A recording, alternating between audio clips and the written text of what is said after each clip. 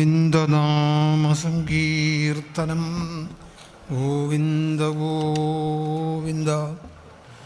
യോ ബ്രഹ്മാണം വിദധാതി പൂർവം യോ വൈ വേദാംശ്ച പ്രഹിണോതി തസ്മൈ തം ഹ ദേവം ആത്മബുദ്ധിപ്രകാശം മുമുക്ഷുർവൈ ശരണമഹം പ്രപദ്യേ.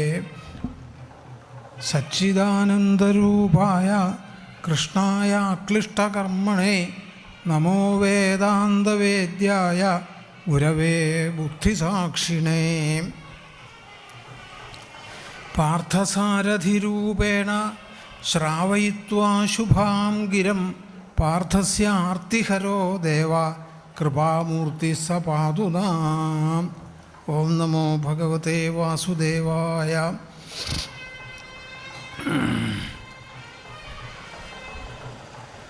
ഭാഗവതം ത്തിലെ അനവധി അവതാരങ്ങളെ പറയണു ഭഗവാന്റെ. അതിൽ ഏറ്റവും മുഖ്യമാണ് കൃഷ്ണാവതാരം എന്ന് ഭാഗവതം തന്നെ പറഞ്ഞിട്ടുണ്ട്. കൃഷ്ണസ്തു ഭഗവാൻ സ്വയം, അതല്ലെങ്കിൽ ശ്രീമൽ ഭാഗവത ആഖ്യോയം പ്രത്യക്ഷ കൃഷ്ണ ഏവഹി. ഭാഗവതരൂപിയായിട്ട് അല്ലെങ്കിൽ ഭാഗവതം ആ പുസ്തക രൂപത്തിൽ നമ്മുടെ മുമ്പിൽ ഇരിക്കണതും കൃഷ്ണൻ തന്നെയാണ്. ഇപ്പോൾ ദിവസവും കാലത്ത് ഭാഗവതം ആരംഭിക്കണ സമയത്ത് ഇത് നമ്മൾ ചൊല്ലാറുള്ളതാണ്. ശ്രീമൽ ഭാഗവതാഖ്യോയം പ്രത്യക്ഷ കൃഷ്ണ ഏവഹി സ്വീകൃതോസി മയാനാഥ മുക്ത്യർത്ഥം ഭവസാഗരേ. എത്ര പേര് ദിവസവും ഭാഗവതം വായിക്കുമ്പോൾ ഈ ചിന്തയോടുകൂടി ഭാഗവതം വായിക്കാറുണ്ട്? ഇപ്പോൾ ഞാൻ ജീവിതകാലം മുഴുവൻ ഉപാസനയ്ക്ക് വേണ്ടിയിട്ട് ഭാഗവതത്തിനെ സ്വീകരിക്കണു. എങ്ങനെ? ഒരു ഫോട്ടോയുടെ രൂപത്തിലല്ല ആ ഭാഗവതത്തിനെ അല്ലെങ്കിൽ ഭാഗവതത്തിലെ കൃഷ്ണനെ ഒരു ഫോട്ടോയുടെ രൂപത്തിലല്ല സ്വീകരിക്കണത്, ഈ ഗ്രന്ഥരൂപത്തിൽ ഞാൻ സ്വീകരിക്കണമെന്നർത്ഥം. അങ്ങനെയുള്ള മനോഭാവത്തോടു കൂടി നമ്മൾ ഭാഗവതം എത്ര ആളുകൾ വായിക്കണു. അപ്പോൾ ഭഗവാൻ സ്വയം താൻ തന്നെ അവതരിച്ചതാണ്. കുറേ കാലം മുമ്പ് ഈ ടി വിയിൽ ദശാവതാരത്തിനെ കുറിച്ച് ഒരു പരിപാടി ഉണ്ടായിരുന്നു. അതിൽ കൃഷ്ണാവതാരത്തെക്കുറിച്ച് മാത്രം അവർ പറഞ്ഞില്ല. അപ്പോൾ ശ്രോതാക്കൾ ചോദിച്ചു, എന്താ കാരണം? അപ്പോഴാണ് അവർ പറഞ്ഞത്, കൃഷ്ണൻ അവതാരം അല്ല എന്ന്. അവതാരിയാണ്, അല്ലെ? ബാക്കിയുള്ളതൊക്കെ ഈ പ്രപഞ്ചത്തിൽ ആരിൽ നിന്നുണ്ടാവണമോ ആ ഉണ്ടാവുന്ന വസ്തു ഏതായാലും അതാണ് വാസ്തവമത്ര വസ്തു ശിവദം താപത്രയോ ഉന്മൂലനം എന്ന് ഭാഗവത് ആദ്യം പറഞ്ഞത്. അത് വസ്തുവാണ്. ആ വസ്തുവാണ് ഈ പ്രപഞ്ചം മുഴുവൻ നിറഞ്ഞു നിൽക്കണത് എന്ന് ആ വസ്തു തന്നെ ഇവിടെ പുസ്തക രൂപത്തിൽ എൻ്റെ മുമ്പിൽ വന്ന് നിൽക്കണമെന്നുള്ള ബോധത്തോടു കൂടി ഭാഗവതം നമ്മൾ ഉപാസന ചെയ്യുമ്പോഴാണ് ഭാഗവതം എന്താണ് എന്നൊക്കെ നമുക്ക് മനസ്സിലാവുന്നത്. അപ്പോഴാണ് അത് നിഗമകൽപ്പതരോർ ഗളിതം ഫലം. എന്താ ഈ നിഗമകൽപ്പതരോർ ഗളിതം ഫലം? അതാണ് ജീവൻ മുക്താവസ്ഥ എന്ന് പറയുന്നത്, അല്ലെങ്കിൽ പരമശാന്തി എന്നൊക്കെ പറയുന്നതാണ് ആ വേദത്തിൻ്റെ ഫലം എന്നർത്ഥം. അപ്പോൾ അങ്ങനെയുള്ള ഒരു നിഗമകൽപ്പതരോർ ഗളിതം ഫലമാണ് ഭാഗവതം എന്ന് പറഞ്ഞുകൊണ്ടാണ് ഭാഗവതം ഇവിടെ ആരംഭിച്ചത്. അപ്പോൾ അതിൽ ഓരോരോ സ്കന്ധങ്ങൾ, അല്ലെ, പ്രഥമ സ്കന്ധം മുതൽ അങ്ങനെ ഓരോ സ്കന്ധത്തിനും ഓരോരോ പേരുകളുണ്ട്. അവസാനത്തത് അപ്പോൾ ദശമസ്കന്ധത്തിലാണ് കൃഷ്ണാവതാരം വരണത്. ദശമസ്കന്ധത്തിൻ്റെ ലക്ഷണം തന്നെ എന്താ? നിരോധം എന്നാണ്. നിരോധം എന്ന് വെച്ചാൽ ചിത്തവൃത്തികളെ നിരോധിക്കണം. മനസ്സിൽ മറ്റ് ചിന്തകളൊന്നും വരാതെ നടത്തണം. നല്ല കാര്യങ്ങൾ മാത്രം മനസ്സിൽ വരണം, വേണ്ടാത്ത കാര്യങ്ങളൊന്നും വരരുത്. അപ്പോൾ പക്ഷേ നമ്മൾ വിചാരിച്ചാൽ നടക്കണില്ല.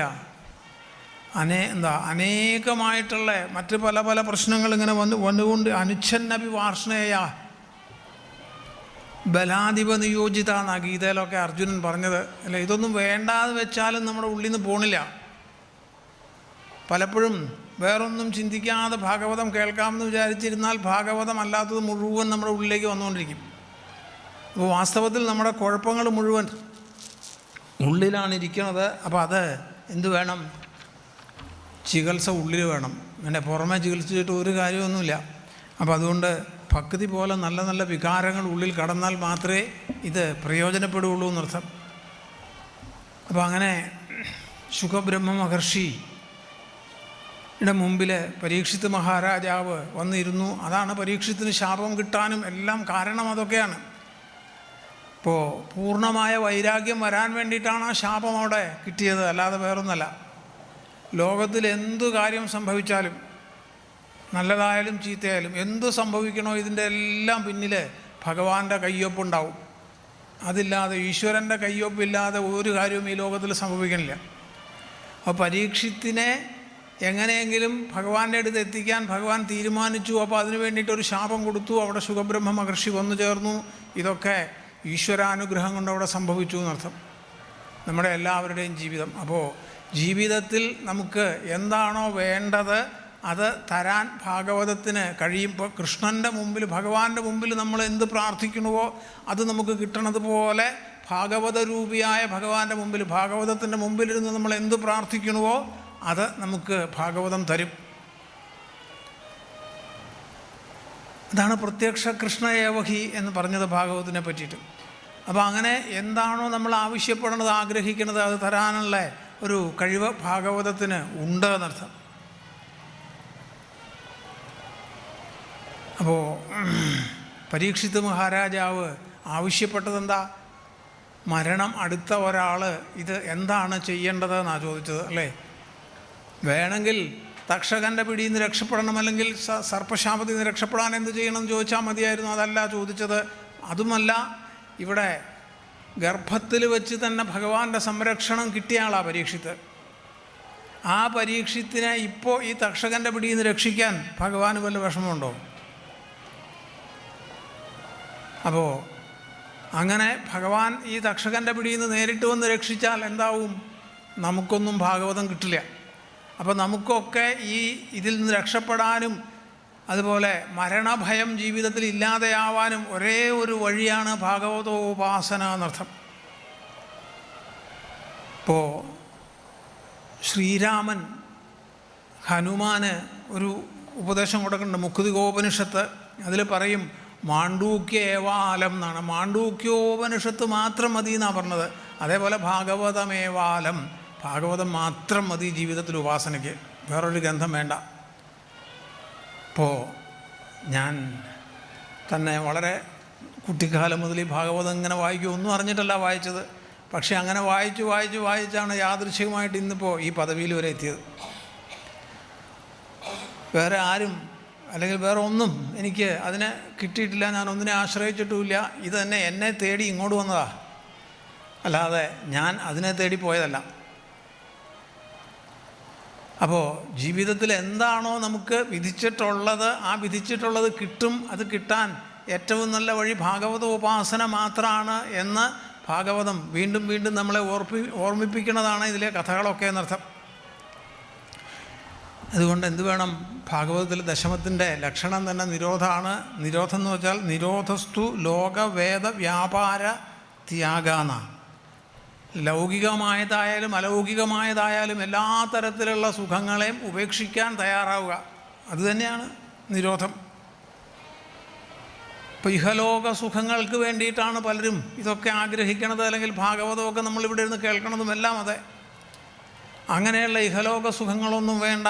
അതുപോലെ മറ്റ് പരലോക സുഖങ്ങൾ വേറെ, അതും ഇത് രണ്ടും ഉപേക്ഷിക്കാൻ നമ്മൾ തയ്യാറാവണം. അപ്പോഴാണ് നിരോധം പൂർണ്ണമാവണത് എന്നർത്ഥം.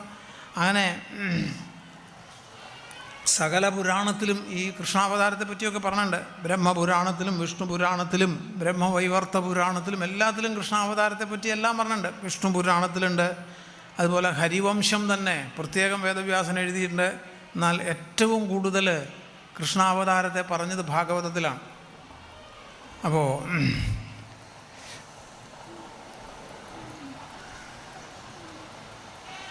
പരീക്ഷിത്ത് മഹാരാജാവ് ഈ കഥ ഇങ്ങനെ കേട്ടുകൊണ്ടിരുന്നപ്പോൾ വീണ്ടും വീണ്ടും വിസ്തരിച്ച് കേൾക്കണമെന്ന് ആവശ്യപ്പെടുകയാണ് ചെയ്തത്, അല്ലേ? അപ്പോൾ ഓരോ കഥകൾ പറഞ്ഞു കഴിയുമ്പോഴും പരീക്ഷിത്ത് പിന്നെയും പിന്നെയും കഥ കേൾക്കണമെന്ന് ആവശ്യപ്പെടും. നമ്മളങ്ങനെയല്ല, എങ്ങനെയെങ്കിലും ഇത് കഴിഞ്ഞിട്ട് വേണം എഴുന്നേറ്റ് പോകാമെന്ന് വിചാരിച്ചിരിക്കണവരും ഉണ്ട് ഇവിടെ. അപ്പോൾ അങ്ങനെയല്ലാതെ പരീക്ഷിത്ത് വീണ്ടും വീണ്ടും കേൾക്കണമെന്ന് ആവശ്യപ്പെട്ടപ്പോഴാണ് ശുകബ്രഹ്മ മഹർഷിക്ക് തോന്നിയത് എന്ത്? സമ്യക് വ്യവസ്ഥിത ബുദ്ധി. അങ്ങനെ ബുദ്ധി ഇപ്പോൾ നേരെയായി. എപ്പോഴാണ് ബുദ്ധി നേരെയാവണത്? ഭഗവത് കഥകൾ കേൾക്കണം എന്ന് നമുക്ക് എപ്പോൾ തോന്നണോ അപ്പോഴാണ് നമ്മുടെ ബുദ്ധി നേരെയായി എന്ന് പറയാം. നൈഷ്ഠികീരതി, ഭഗവാന്റെ കഥകൾ വേണ്ടതുപോലെ തുടങ്ങണ സമയം മുതൽ അവസാന സമയം വരെ കേൾക്കണം. അങ്ങനെ വിടാതെ കേൾക്കുമ്പോഴാണ്, അതാണ് നൈഷ്ഠികീരതി എന്ന് പറഞ്ഞത് ഇവിടെ. അതല്ലെങ്കിൽ തൻ്റെ ഉള്ളിൽ തന്നെ ആനന്ദം അനുഭവിച്ചുകൊണ്ട് കഥ കേൾക്കണം. ഇപ്പോൾ നല്ല സിനിമാ കഥകളോ ഒക്കെ നമ്മൾ കേൾക്കുന്ന സമയത്ത് ഒരനുഭവം, ഒരു ആനന്ദം ഉണ്ടാവും നമുക്ക്. അതേപോലെ ഒരു ആനന്ദം ഉള്ളിൽ അനുഭവിച്ചുകൊണ്ടിരുന്ന് വേണം ഭഗവത് കഥ കേൾക്കാൻ. അങ്ങനെയാണ് പരീക്ഷിത്ത് കഥ കേൾക്കണത്. അപ്പം അതുകൊണ്ടാണ് നൈഷ്ഠികീരതിയാണെന്ന് പറഞ്ഞത്. മാത്രമല്ല, ശ്രവണം ഒരു വ്രതമായിട്ടെടുക്കണം. ഭാഗവത ശ്രവണം ഒരു വ്രതമാവണം ജീവിതത്തിൽ. ബാക്കി എന്തൊക്കെ വ്രതങ്ങൾ നമ്മൾ എടുക്കണു, ഏകാദശി വ്രതം പോലെ. അപ്പം അതേപോലെ ഒരു വ്രതാനുഷ്ഠാനം പോലെ ഭാഗവത ശ്രവണം നമ്മൾ കേൾക്കണം. എന്നാൽ മാത്രമാണ് ഭാഗവതം എന്താണെന്നൊക്കെ അനുഭവപ്പെടുള്ളൂ. അല്ലാണ്ട് കുറച്ചിവിടെ ഇരുന്ന് ഭാഗവതം കേട്ടു, കുറച്ച് നേരം അവിടെ പോയി വേറെ വർത്തമാനം പറഞ്ഞു, പിന്നെ കുറച്ച് നേരം വേറെ എന്തൊക്കെയോ കേട്ടു, അല്ലേ? ഈ ആട് കടിക്കണ പോലെയാണ്. ആട് അങ്ങനെയാണ്, അഴിച്ചു വിട്ടാതെ എവിടെയെങ്കിലുമൊക്കെ പോയി കുറച്ചില അവിടെ പോയി തിന്നും, കുറച്ചില ഇവിടെ പോയി തിന്നും, ഇങ്ങനെ നടക്കും. അപ്പോൾ അതേപോലെ അല്ലാതെ ഒരു വ്രതാനുഷ്ഠാനം പോലെ ഭാഗവത ശ്രവണം എടുക്കുമ്പോഴാണ് ഭാഗവതം എന്താണെന്നൊക്കെ നമുക്ക് അനുഭവമാവണത് എന്നർത്ഥം. അതുകൊണ്ട് പരീക്ഷത്തിൻ്റെ ചോദ്യത്തിനനുസരിച്ചാണ് ശുകബ്രഹ്മ മഹർഷി ഇവിടെ കഥ പറയാൻ തുടങ്ങിയത്. ഭൂമിയുടെ ഭാരം എന്നാണ്. അപ്പോൾ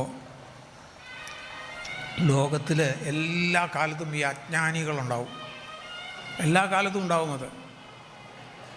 അപ്പോൾ അന്നേരം എന്താവും, അവരവരുടെ രീതിയിലാവും ഈ ഭാഗവതമൊക്കെ വർണ്ണിക്കുന്നത്. പല രീതിയിലാവും ഭാഗവതം പറയണതുമൊക്കെ, എല്ലാവരും ഒരു രീതിയിലല്ല. അപ്പോൾ പലപ്പോഴും അതിൻ്റെ യോഗശക്തിയൊക്കെ നഷ്ടപ്പെട്ടു പോകും. ഭാഗവതമൊക്കെ അവിടെ നിൽക്കും, ഇതൊക്കെ അനാദിയാണ്, എല്ലാ കാലത്തും ഇവിടെ ഉണ്ട്. പക്ഷേ യോഗശക്തി നഷ്ടപ്പെട്ടു പോകും. അപ്പോഴാണ് ഭഗവാൻ യോഗേശ്വരനായിട്ട് അവതരിക്കുന്നത്. അങ്ങനെ 28 യോഗേശ്വരാവതാരങ്ങളെ പറയും പുരാണങ്ങളിലൊക്കെ. അതിൽ 28ാമത്തെ യോഗേശ്വരനാണ് കൃഷ്ണൻ. അതുകൊണ്ട് ഭഗവാൻ പറയും എന്താ, തസ്മാൽ ശാസ്ത്രം പ്രമാണം തേ കാര്യാകാര്യം വ്യവസ്ഥിതവും. ഇപ്പം നമ്മൾ എന്ത് കാര്യം ചെയ്യുമ്പോഴും എന്ത് വേണം? ശാസ്ത്രം പ്രമാണം തേ. എല്ലാത്തിനും ശാസ്ത്രമുണ്ട്. ഭാഗവതം തന്നെ ഒരു ശാസ്ത്രമാണ്. ഇതം ഭാഗവതം ശാസ്ത്രം എന്ന് ഭാഗവതത്തിൽ വേറെ ഒരു പുരാണത്തിനും അങ്ങനെ ഒരു പേര് ഒന്നും പറഞ്ഞിട്ടില്ല, ഒരു വിശേഷണം കൊടുത്തില്ല. ബാക്കിയുള്ളതൊക്കെ വിഷ്ണു പുരാണം, ശിവപുരാണം, ഗണേശ പുരാണം എന്നൊക്കെ പറഞ്ഞു എന്നല്ലാതെ ഭാഗവതത്തിന് അങ്ങനെയല്ല. ഇതം ഭാഗവതം ശാസ്ത്രം. ശാസ്ത്രം എന്താണെന്ന് ഇതിനു മുമ്പ് പറഞ്ഞു, അല്ലേ? ഉള്ള കാര്യം കൃത്യമായി പറയും, അതാണ് ശാസ്ത്രം. ഒട്ടും കൂടുതൽ കുറവുണ്ടാവില്ല. അപ്പം അങ്ങനെ ഭാഗവതം ഒരു ശാസ്ത്രമായിട്ട് അപ്പം എന്താവും, അത് നമ്മൾ പ്രമാണമാക്കണം. ഇപ്പോൾ ഓരോ കാര്യങ്ങൾ നമ്മൾ ചെയ്യുന്ന സമയത്ത് നമ്മളുടെ ഇഷ്ടത്തിന് അല്ലെങ്കിൽ നമ്മുടെ യുക്തി അനുസരിച്ചൊക്കെ നമ്മൾ ചെയ്യും, അതാണ് ശരിയെന്ന് വിചാരിക്കാം. പക്ഷേ ശാസ്ത്രം വേറെ എന്താ പറയണമെന്ന് വെച്ചാൽ അത് അനുസരിച്ച് വേണം ഓരോ കാര്യങ്ങളും ചെയ്യാൻ അർത്ഥം. അപ്പോൾ അങ്ങനെ പരീക്ഷിത്തതിൻ്റെ ചോദ്യം അനുസരിച്ച് ശുകബ്രഹ്മ മഹർഷി പറഞ്ഞു, ഭൂമിയുടെ ഭാരം കൊണ്ട് ഭൂമിദേവി വളരെയധികം കഷ്ടപ്പെട്ടു എന്നർത്ഥം. അങ്ങനെ പലതരത്തിലാവാം ഭൂമിക്ക് ഭാരം. പല ദുഷ്ടന്മാരെ കൊണ്ട് ഭാരം വന്നു, അതുപോലെ ശിഷ്ടന്മാരെ കൊണ്ടുള്ള ഭാരം. ഇതൊക്കെ വ്യത്യാസമുണ്ടോ എന്ന് ചോദിച്ചാൽ, ഭാരം ശരീരത്തിൻ്റെ ഭാരമല്ല ഇവിടെ പ്രധാനം. ഭാരോ അവിവേകിന ശാസ്ത്രം എന്നാണ്, അല്ലെ? വിവേകമില്ലാത്തവന് ശാസ്ത്രം ഒരു ഭാരം തന്നെയാണ്. അതുപോലെ ഭാരോ ജ്ഞാനം ച രാഗിണ, വിഷയവിരക്തി വരാത്തവർക്ക് ഈ ജ്ഞാനമൊക്കെ പഠിച്ചിട്ടൊന്നും ഒരു കാര്യമില്ല, അതൊരു ഭാരം മാത്രമാണ് അയാൾക്ക്. അപ്പോൾ അങ്ങനെ ഉള്ള ഭൂമിയിൽ അജ്ഞാനികൾ നിറഞ്ഞു വന്നാൽ എപ്പോഴും അധർമ്മം വർദ്ധിച്ചുകൊണ്ടിരിക്കും, അല്ലേ? ജ്ഞാനികൾ വരണം, എന്നാലേ ധർമ്മം നിലനിൽക്കുകയുള്ളൂ. അവരിൽ നിന്ന് മാത്രമേ ധർമ്മം പകർത്തിയെടുക്കാൻ പറ്റുള്ളൂ. അപ്പോൾ അതുകൊണ്ട് ജ്ഞാനമുള്ള ആളുകൾ ധാരാളം ഉണ്ടെങ്കിലും അവരൊക്കെ അധർമ്മികളായി മാറിയാൽ എന്താവും? ഭൂമിയുടെ ഭാരം വർദ്ധിക്കും. അപ്പോൾ അങ്ങനെ ഭൂമിയുടെ ഭാരം വർദ്ധിക്കുന്ന സമയത്താണ് ഭഗവാൻ അവതരിക്കുന്നത്. അപ്പോൾ ദേവന്മാരൊക്കെ ഭൂമിദേവിയുടെ വാക്കൊക്കെ അനുസരിച്ച് ബ്രഹ്മാദി ദേവന്മാരൊക്കെ പാലാഴിയുടെ തീരത്ത് പോയിട്ട് ഭഗവാനെ സ്തുതിച്ചു എന്നാണ് പറഞ്ഞത്. അങ്ങനെ സ്തുതിക്കുന്ന സമയത്ത് ഒരു അശരീരി വാക്ക് കേട്ടു, അത് ഭഗവാൻ മാത്രം കേട്ടു എന്നാണ് പറഞ്ഞത്. അത് ബ്രഹ്മാവ് മാത്രം കേട്ടു ആ വാക്ക്, അല്ലേ? ബ്രഹ്മാവ് മറ്റുള്ളവരോടൊക്കെ പറഞ്ഞു കൃഷ്ണൻ ഭഗവാൻ അവതരിക്കാൻ പോണു എന്ന്, 125 കൊല്ലം ഭൂമിയിൽ താമസിക്കാൻ പോണു, ഭൂമിയുടെ ഭാരം തീർക്കാമെന്ന് മാത്രമല്ല തൻ്റെ ഭാരം തന്നെ ഭൂമിക്ക് കൊടുക്കാൻ പോവുകയാണ് കുറേ ദിവസം എന്നൊക്കെ. ഇത് കേട്ടപ്പോഴാണ് എല്ലാവർക്കും ഒരു മോഹം തോന്നിയത്, എന്ത് അവതരിക്കാമെന്ന്, അല്ലേ? കൃഷ്ണാവതാരത്തിന് അങ്ങനെ സകല ദേവന്മാരും ഭൂമിയിൽ അവതരിക്കാൻ തയ്യാറായി എന്നർത്ഥം. ഇപ്പോൾ നമ്മളൊക്കെ എങ്ങനെയെങ്കിലും ഇതൊന്ന് അവസാനിപ്പിച്ച് തന്നാൽ മതി എന്നാണ് ഭഗവാനോട് പറയണതല്ലേ. ഇപ്പോൾ ജനിച്ചു പോയി, ഇനിയിപ്പോൾ എങ്ങനെയെങ്കിലും ഒന്ന് ജീവിച്ച് അവസാനിപ്പിക്കണമല്ലോ. എന്നാൽ ഈ ദേവന്മാരൊക്കെ പറയണു ഞങ്ങൾക്കൊക്കെ വീണ്ടും ഭൂമിയിൽ ജനിക്കണം എന്ന്. അതിനാണ് അവരൊക്കെ ആഗ്രഹിക്കണം. എന്താ ഭഗവത് ഭക്തി ഉണ്ടെന്ന് വെച്ചാൽ എവിടെ ജനിച്ചാലെന്താ കുഴപ്പം? ഒരു കുഴപ്പമില്ലാവോ? ഈ ലോകം വളരെ സുന്ദരമാണ്, പക്ഷേ അത് നല്ലതല്ല എന്ന് നമുക്ക് തോന്നാൻ കാരണം എന്താ? നമ്മൾ തന്നെയാണ്. ഭഗവത് ഭക്തി ഇല്ലാത്തത് കൊണ്ട് മാത്രമാണ്. അപ്പോൾ ഭഗവാനിൽ ഭക്തി വരാനുള്ള അവസരമുണ്ടെങ്കിൽ എവിടെ വേണമെങ്കിലും ജനിക്കാം. അതുകൊണ്ട് ഒരിക്കലും ഒരു ദോഷം സംഭവിക്കണില്ല എന്നറിയാം. അതുകൊണ്ട് ഈ ദേവന്മാരൊക്കെ ജനിക്കാൻ തയ്യാറായി എന്നർത്ഥം. അങ്ങനെ ഭഗവാൻ പറഞ്ഞു ദേവകി വസുദേവന്മാരുടെ പുത്രനായിട്ട് ഞാൻ അവതരിക്കും എന്നൊക്കെ പറഞ്ഞ് ഭഗവാൻ അവിടുന്ന് അന്തർധാനം ചെയ്തു എന്നാണ്. പിന്നീട് ദേവകി വസുദേവന്മാരുടെ വിവാഹം ഒക്കെ പറഞ്ഞു. അപ്പോൾ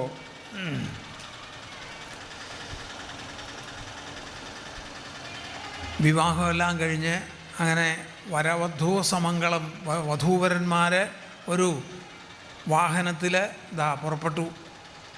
പട്ടണത്തിലൊക്കെ ഒരു പട്ടണപ്രവേശം അതിനു വേണ്ടിയിട്ട് പുറപ്പെട്ടപ്പോഴാണ് പെട്ടെന്നൊരു അശരീരി വാക്ക് കേട്ടു എന്നാണ് പറഞ്ഞത്. കംസനാണ് ഇവിടെ തേര് തെളിക്കാൻ. ആ കംസൻ തേര് തെളിച്ച് പോണ സമയത്താണ് ഈ അശരീരി വാക്ക് കംസൻ കേട്ടത്. ദേവകിയുടെ 8ാമത്തെ പുത്രൻ നിൻ്റെ അന്തകനാണ് എന്നാണ് കേട്ടത്. ഇത് കേട്ടതോടുകൂടി കംസൻ തേര് തെളിക്കലൊക്കെ നിർത്തി ദേവകിയെ നിഗ്രഹിക്കാൻ ഭാവിച്ചു എന്നാണ് കഥ. അപ്പോഴാണ് വസുദേവർ കൈപിടിച്ചത്. നോക്കണം എത്ര മനസാന്നിധ്യം വേണം ആ സമയത്ത്, അല്ലേ? വസുദേവർ യാതൊരു വിഷമവും കൂടാതെ, ഒരു പ്രയാസം കൂടാതെ കംസൻ്റെ കൈ പിടിച്ചുകൊണ്ട് പറഞ്ഞു കംസനോട്, നീ ദേവകിയെ കൊല്ലരുതെന്ന്. പലതും പറഞ്ഞിട്ടും കംസനോട് കേൾക്കാൻ തയ്യാറില്ല എന്ന് പറഞ്ഞു. 8ാമത്തെ പുത്രനെ ഞാൻ നിനക്ക് തരാം, നിൻ്റെ ഇഷ്ടം പോലെ എന്ത് വേണമെങ്കിലും ചെയ്യാമെന്നാണ് പറഞ്ഞത്. അപ്പോൾ നീ ദേവകി നിൻ്റെ സഹോദരിയല്ലേ, വാസ്തവത്തിൽ സഹോദരിയെ കൊല്ലണത് ശരിയാണോ? മാത്രമല്ല പ്രത്യേകിച്ച് വിവാഹ സമയമാണ് എന്നൊക്കെ കംസനോട് പലതരത്തിലും ഉപദേശിച്ച് നോക്കി. ഈ കംസൻ്റെ നേരെ സഹോദരി അല്ല കേട്ടോ ദേവകി. ആഹുകൻ എന്നൊരു രാജാവാണ്. ആ ആഹുകൻ്റെ 2 പുത്രന്മാരാണ്, ഉഗ്രസേനനും അതുപോലെ ദേവകനും. അങ്ങനെ ദേവകൻ്റെ മകളാണ് ദേവകി, ഉഗ്രസേനൻ്റെ മകനാണ് കംസൻ. അപ്പോൾ അച്ഛൻ വേറെയാണ്, മുത്തച്ഛൻ ഒന്നാണ് രണ്ടുപേരുടെയും. അങ്ങനെ കംസൻ കുറേ നേരം വസുദേവർ ഇതൊക്കെ പറഞ്ഞപ്പോൾ കംസൻ തേര് കുളിത്തലിക്ക് ദേവകിയുടെ കൈയൊക്കെ വിട്ട് അവിടുന്ന് തൻ്റെ ഗൃഹത്തിലേക്ക് പോവുകയും ചെയ്തു. ദേവകി വസുദേവന്മാർ അവരുടെ ഗൃഹത്തിലേക്കും പോയി. വാസ്തവത്തിൽ എന്താ അവിടെ സംഭവിച്ചത്? വസുദേവരുടെ ഉള്ളിൽ ഭഗവാൻ പ്രകാശിക്കുന്നുണ്ട്. അതേ ഭഗവാൻ തന്നെയാണ് കംസൻ്റെ ഉള്ളിലും പ്രകാശിക്കുന്നത്. ഇത് വസുദേവർക്കറിയാം. അതുകൊണ്ട് വസുദേവർ ഈ പറഞ്ഞതൊക്കെ കംസനോടല്ല പറഞ്ഞത്, കംസൻ്റെ ഉള്ളിൽ ഇരിക്കണ ഭഗവാനോടാണ് പറഞ്ഞത്. അതുകൊണ്ടാണ് അവിടെ ദീനവത്സല എന്ന് സംബോധന ചെയ്തിട്ടുണ്ട്. അപ്പം നമ്മുടെ ഉള്ളിലെല്ലാം ഈ ദിവ്യത്വം ഇരിക്കണോ, എല്ലാവരുടെ ഉള്ളിലും അതുണ്ട്. അപ്പം ഇത് മനസ്സിലാക്കിയിട്ട് നമ്മൾ ആരോട് എന്തൊക്കെ സംസാരിക്കണോ അതൊക്കെ നമുക്ക് അനുകൂലമായിട്ട് വരും. അപ്പോൾ ആദ്യം തന്നെ അവനവൻ്റെ ഉള്ളിൽ ഇതുണ്ടെന്ന് നമ്മളൊന്ന് മനസ്സിലാക്കണം. എന്നിട്ട് വേണം മറ്റുള്ളവരുടെ ഉള്ളിലും ഇതുണ്ടെന്ന് അറിയാൻ. ആദ്യം രാവണൻ്റെ ഉള്ളിൽ, രാമൻ്റെ ഉള്ളിൽ നമ്മുടെ ഉള്ളിൽ രാമനെ കാണണം. പിന്നെ ഇത് രാവണൻ്റെ ഉള്ളിലും ഉണ്ടെന്ന് മനസ്സിലാക്കണം. അപ്പോഴാണ് നമ്മൾ പറയണ കാര്യങ്ങൾ നമുക്ക് അനുകൂലമായിട്ട് വരുള്ളൂ. ഇങ്ങനെ ദേവകി വസുദേവന്മാർ അവരുടെ ഗൃഹത്തിലേക്ക് പോയി. അപ്പോഴാണ് ഒരു ഏതാണ്ട് യഥാകാലം ദേവകി പ്രസവിച്ചത് എന്നർത്ഥം. ഒരു കുഞ്ഞിനെ, ആ കുഞ്ഞിനെ എടുത്തുകൊണ്ട് പോയി കംസൻ്റെ അടുത്ത് കൊടുക്കാൻ വേണ്ടിയിട്ട് വസുദേവർ പോയി സത്യം പാലിക്കാൻ വേണ്ടിയിട്ട്. അങ്ങനെ അപ്പോഴാണ് ആളുകൾക്കൊക്കെ അത്ഭുതം തോന്നിയത്. ഇതെന്താ അത്, തൻ്റെ കുഞ്ഞിനെ കൊല്ലാൻ വേണ്ടിയിട്ട് അറിഞ്ഞുകൊണ്ട് തന്നെ വേറൊരാളുടെ കയ്യിലേക്ക് കൊണ്ടു കൊടുക്കലെന്നർത്ഥം അല്ലേ. എന്നാൽ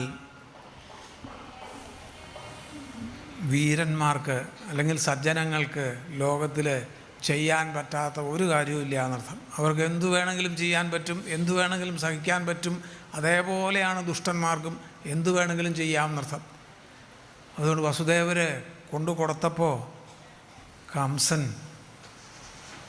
ഒന്ന് നോക്കി ആ കുഞ്ഞിനെ കയ്യിലെടുത്തു. കണ്ണ് തുറന്നുണ്ടോ സംശയം, ചെറിയ പ്രായം, പ്രസവിച്ചിട്ടേ ഉള്ളൂ. അപ്പോഴാണ് ആ കുഞ്ഞെന്തോ പറയണതായിട്ട് തോന്നി. ശ്രദ്ധിച്ചു നോക്കിയപ്പോഴേ മാമാ മാമാ എന്നെ കൊല്ലരുതേ എന്ന് പറയുകയാണോ എന്നൊരു സംശയം കംസന്. കാരണം ഇനി ഒരു 3-4 വർഷം കഴിഞ്ഞാൽ കംസമാമ എന്ന് വിളിച്ച് പുറകെ വരേണ്ട ആളാണ് പോയി കുട്ടി. അപ്പോൾ കംസനൊരു അലിവ് തോന്നി തൽക്കാലം. എന്നിട്ടാണ് ആ കുഞ്ഞിനെ തിരിച്ചു കൊടുത്തയച്ചു. 8ാമത്തെ കുട്ടിയെ കൊണ്ടുവന്നാൽ മതി എന്ന് പറഞ്ഞു. അങ്ങനെ 8ാമത്തെ ഓരോ കുട്ടികൾ പ്രസവിക്കേണ്ട സമയത്തും വസുദേവർ അതൊക്കെ കൊണ്ടു കൊടുക്കും, അവരെയൊക്കെ കംസൻ നിഗ്രഹിക്കും. ഇങ്ങനെ കഴിഞ്ഞു.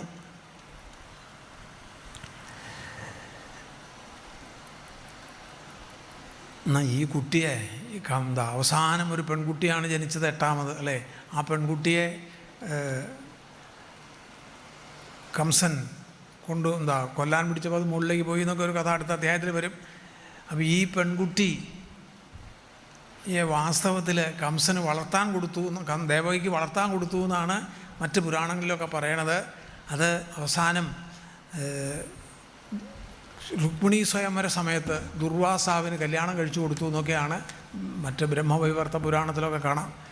അപ്പോൾ ഇതൊക്കെ കൽപ്പവ്യത്യാസമാണ്. ഓരോ പുരാണത്തിലും കഥകൾ വ്യത്യാസം കാണും. ഇതൊക്കെ കൽപ്പവ്യത്യാസം കൊണ്ട് സംഭവിക്കുന്നതാണ്. അപ്പോൾ അങ്ങനെ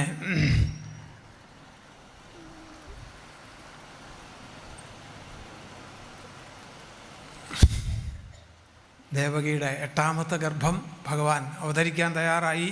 അപ്പോൾ ആ ഗർഭത്തെ കംസന് ഭയം കൂടി അല്ലേ. ദേവകി വസുദേവന്മാർക്കും വാസ്തവത്തിൽ ഇനി എന്താ സംഭവിക്കണത് എന്നുള്ള ഒരു വിചാരം വന്നു. കംസന് ഭയം കൂടി. ഓരോ ദിവസം കഴിയുന്തോറും കംസൻ ഭയപ്പെടുക.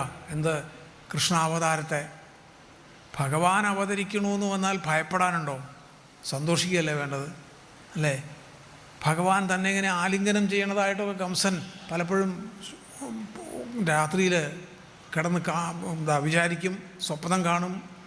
ആ സ്വപ്നത്തിൽ പോലും ഇങ്ങനെ ഭഗവാൻ എപ്പോഴും വന്ന് തന്നെ കെട്ടിപ്പിടിക്കണതായിട്ട് നമുക്ക് കാണുമ്പോൾ കംസൻ പേടിക്കണമെന്നർത്ഥം അല്ലേ. നമ്മളൊക്കെ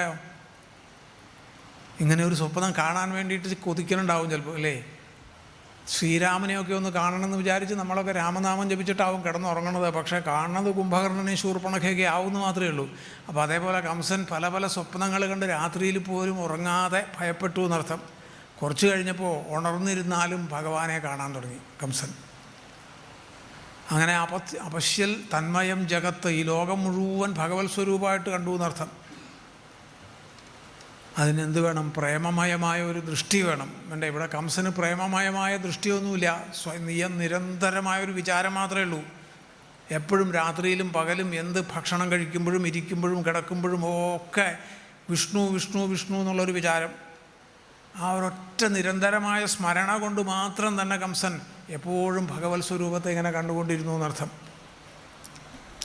അങ്ങനെ ദൃഷ്ടിം ജ്ഞാനമയം കൃത്വ പശ്യൽ ആ ജ്ഞാനമയമായ ദൃഷ്ടി ഉണ്ടെങ്കിൽ എന്താവും? ഭഗവാനെ എപ്പോഴും ഈ ജഗത്ത് മുഴുവൻ ഭഗവത് സ്വരൂപമായിട്ട് കാണും എന്നർത്ഥം. അങ്ങനെ ഒരു ചിങ്ങമാസ ദിവസം അഷ്ടമി രോഹിണിയായ അന്ന് ഭഗവാൻ അവതരിച്ചു എന്നാണ് പിന്നെ പറഞ്ഞു വച്ചത്. അപ്പോൾ ലോകത്തിൽ മുഴുവൻ അതിനുള്ള എല്ലാ പ്രപഞ്ചം തന്നെ അതിന് അനുകൂലമായിട്ട് നിന്നു. വാസ്തവത്തിൽ നല്ല ഒരു സമയത്ത് നോക്കി ഭഗവാൻ അവതരിച്ചതല്ല. ഭഗവാൻ അവതരിക്കുന്ന സമയത്ത് ഈ കാലം നന്നായി വന്നു എന്നർത്ഥം. കാരണം ദേശകാലാവധിഭ്യം നിർമുക്തമായിട്ടുള്ള ഭഗവാനാണ് അല്ലേ. അപ്പോൾ അതുകൊണ്ട് ഭഗവാൻ സാന്ദ്ര ആനന്ദ അവബോധമാണ്. എന്താ സാന്ദ്രാനന്ദം? ബാക്കിയുള്ളതെല്ലാം പോയാലും, ഇപ്പോൾ കണ്ണ് എന്നുള്ള ഒരു ഇന്ദ്രിയമുണ്ട്. ഈ കണ്ണ് എന്നുള്ള ഇന്ദ്രിയം പോയാൽ പിന്നെ കാണാൻ പറ്റില്ല. ചെവി എന്നുള്ള ഇന്ദ്രിയം പോയാൽ പിന്നെ ശബ്ദം കേൾക്കാൻ പറ്റില്ല. അങ്ങനെ ഇതെല്ലാം ഈ പ്രപഞ്ചത്തിൽ നിന്ന് പോയാലും അവിടെ പോവാതെ നിൽക്കുന്ന ഒരു വസ്തുവുണ്ട്, അതാണ് സാന്ദ്രാനന്ദം. അപ്പോൾ അങ്ങനെയുള്ള ആ സാന്ദ്ര ആനന്ദമായ വസ്തുവാണ് ഈ പ്രപഞ്ചത്തിൽ സ്വരൂപത്തോടു കൂടി അവതരിക്കാൻ പോണത്. അപ്പോൾ ദിക്കുകളൊക്കെ അതിനനുകൂലമായിട്ടാണ് നിന്നു ഭഗവാന്റെ അവതാരത്തിന്. ഇനി അത് ആ സമയം വേണ്ടതുപോലെ വന്നു, ഭഗവാൻ അവതരിച്ചു എന്നർത്ഥം അല്ലേ. കൃഷ്ണ വസുദേവർ അങ്ങനെ നോക്കി നിന്നു. ഇതിനു മുമ്പ് കാണാത്ത ഒരത്ഭുതമായ രൂപമാണ് വസുദേവർ ഇവിടെ കണ്ടത്. അപ്പോൾ അങ്ങനെ അവിടെ വച്ച് സ്തുതിച്ചു വസുദേവർ കേമായിട്ട്. ശൗരിസ്തുധീര മുനിമണ്ഡല ചേതസോപി ദൂരസ്ഥിതം വപുരുദീക്ഷ്യ നിജേക്ഷണാഭ്യാം ആനന്ദബാഷ്പുളകോൽഗമഗൽഗദാർദ്ര തുഷ്ടാവദൃഷ്ടി മകരന്തരസംഭവന്തം. ശൗരിസ്തുധീര മുനിമണ്ഡല ചേതസോപി ദൂരസ്ഥിതം വപു. യോഗികളായിട്ടുള്ള മഹർഷിമാർ വേറെ ഒരു ചിന്തയുമില്ലാതെ ഏകാന്തത്തിലിരുന്ന് ഭഗവാനെ മാത്രം ചിന്തിച്ചുകൊണ്ടിരിക്കുമ്പോൾ അവരുടെ ഹൃദയാകാശത്തിൽ പോലും പ്രത്യക്ഷപ്പെടാൻ താമസിക്കുന്ന ഭഗവാൻ, അവരുടെ ഹൃദയാകാശത്തിൽ പോലും ഭഗവാൻ വരണില്ല പെട്ടെന്ന്. അങ്ങനെയുള്ള ആ ഭഗവാനെയാണ് ഇവിടെ വസുദേവർ നിജേക്ഷണാഭ്യാം അല്ലെ നേരിട്ട് ഇവിടെ കണ്ടത് എന്നർത്ഥം. നിജേക്ഷണം എന്ന് പറഞ്ഞാൽ ആത്മദർശനം എന്ന് പറയാം. അപ്പോൾ അങ്ങനെ തുഷ്ടാവ ദൃഷ്ടി മകരന്തം അങ്ങനെ വസുദേവർ സ്തുതിച്ചു എന്നാണ് പറഞ്ഞത്. എന്താ സ്തുതിക്കുന്നത്? ഭഗവാന്റെ സ്വരൂപം എന്താ? മകരന്ദ രസം അല്ലേ, തേൻ കുഴമ്പ് എന്നൊക്കെ പറയാം. അല്ലാണ്ട് ഇപ്പോൾ അതിന് വാക്കുണ്ടോ? ഭഗവാന്റെ സ്വരൂപം ഇന്നതാണ്, ഭഗവാന്റെ സ്വരൂപം ഇന്നതാണ്, ഭഗവാന്റെ രസം എന്നൊക്കെ പറയാനൊന്നും പറ്റില്ല. അതിന് വാക്കുകളെ കൊണ്ടൊന്നും പറയാവുന്നതല്ല, വാക്കുകൾക്കൊക്കെ അതീതമായി നിൽക്കുന്നതാണ് അല്ലേ. അപ്പോൾ ആ മകരന്ദ രസം ആ സ്വരൂപത്തിൽ നിൽക്കുന്ന ഭഗവാനെയാണ് സ്തുതിച്ചത് വസുദേവർ. വേദം ഏതു പുരുഷനെയാണോ പറയണത്, അതുപോലെ ആ പുരുഷനാണ് തൻ്റെ മുമ്പിൽ ഇപ്പോൾ വന്ന് നിൽക്കണതെന്ന് മനസ്സിലാക്കിയിട്ട് എന്തായി, സകല ഭയങ്ങൾ പോയി വസുദേവർക്ക് എന്നർത്ഥം. എന്നിട്ടാണ് സ്തുതിച്ചത്. ഇപ്പോൾ ഒരു കുട്ടി ഉണ്ടാവുന്ന സമയത്ത്, അല്ലെങ്കിൽ കുട്ടിയെ കാണുന്ന സമയത്ത് അച്ഛനമ്മമാർ എന്താവും സ്തുതിക്കുക? കുട്ടിയുടെ കണ്ണോ മൂക്കോ ചെവിയോ അങ്ങനെ എന്തെങ്കിലും ശരീരഭംഗിയെക്കുറിച്ചൊക്കെ ആവില്ലേ പറയണത്. ഇവിടെ വസുദേവർ അതൊന്നും അല്ല പറഞ്ഞത്. അപ്പോൾ എന്തായി, ഇതാരാണ് തൻ്റെ മുമ്പിൽ നിൽക്കണത് എന്നുള്ള സത്യം മനസ്സിലാക്കിക്കൊണ്ടാണ് വസുദേവർ പറഞ്ഞത്. അപ്പോൾ അവിടുന്ന് പ്രകൃതിക്കും അതീതനായ പുരുഷനാണ് എന്നാണ് പറഞ്ഞത്. ഈ പ്രകൃതി എന്ന് വെച്ചാൽ 8 തരത്തിലാണ് പ്രകൃതി നമ്മളെയൊക്കെ കീഴടക്കണത് എന്നാണ് ഗീതയിലൊക്കെ ഭഗവാൻ പറഞ്ഞത്. ഭൂമിരാപോ അനലോ വായു ഖം മനോ ബുദ്ധിരേവച അഹങ്കാരമിതീയം ചേ അഹങ്കാരമിതീയം മേ ഭിന്ന പ്രകൃതിരഷ്ടഥ എന്നാണ്. 8 തരത്തിലുള്ള പ്രകൃതിയാണ്. ഇപ്പോൾ കണ്ണുകൊണ്ട് അല്ലെങ്കിൽ സ്പർശം, കണ്ടിട്ട് ഒരു സുഖം അനുഭവിക്കൽ, കേട്ടിട്ടൊരു സുഖം അനുഭവിക്കൽ, സാധനങ്ങളൊക്കെ തിന്നു നോക്കിയിട്ടൊരു സുഖം അനുഭവിക്കൽ, തൊട്ടു നോക്കിയിട്ടൊരു സുഖം അനുഭവിക്കൽ, അഹങ്കരിക്കൽ, വികാരപ്പെടൽ, വിചാരപ്പെടൽ, ഇങ്ങനെ തുടങ്ങിയിട്ടുള്ള 8 തരത്തിലുള്ള പ്രകൃതിയാണ് ഇവിടെ നമ്മളെ ബന്ധിക്കുന്നത്. ആ പ്രകൃതിക്കും അതീതനായിട്ട് നിൽക്കുന്ന പുരുഷനാണ് ഭഗവാൻ എന്നർത്ഥം. അതുകൊണ്ട് കേവലമായ ആനന്ദസ്വരൂപനാണ് ഭഗവാൻ. കേവലമായ ആനന്ദസ്വരൂപൻ.